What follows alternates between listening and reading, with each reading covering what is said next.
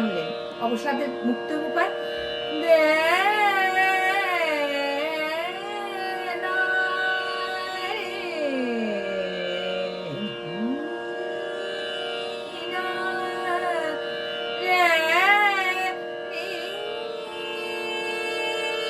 না না রে না